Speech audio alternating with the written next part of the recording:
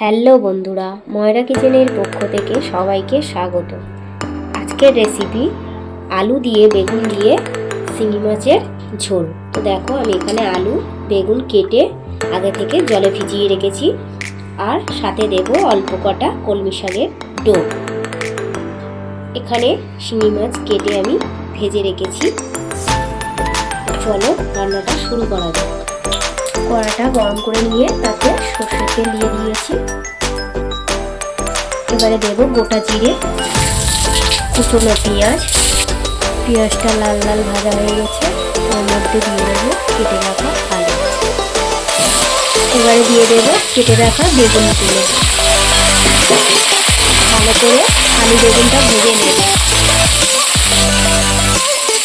আলু বেগুনটা হালকা করে ভেজে নিয়েছি। ওর মধ্যে দিয়ে দেবো অল্প পরিমাণ কলমি শাক। এবারে দিয়ে দেবো আদা বাটা,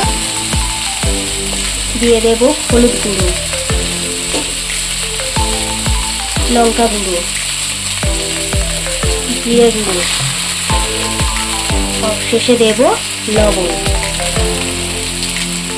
আবারও ভালো করে কষিয়ে নেব।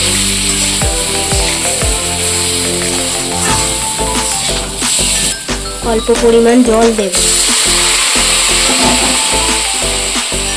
আবারও ভালো করে কষিয়ে নেব। ভালো করে কষিয়ে নিয়েছি। এবারে পরিমাণ মতো জল দিয়ে দেব।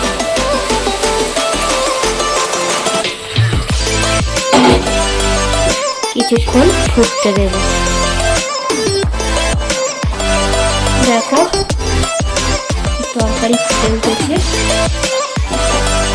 ওর মধ্যে দিয়ে দেব শিঙি মাছ। আবার একটু নাড়াচাড়া করে নেব। কিছুক্ষণ আর একটু ফুটলে নামিয়ে নেব। রেডি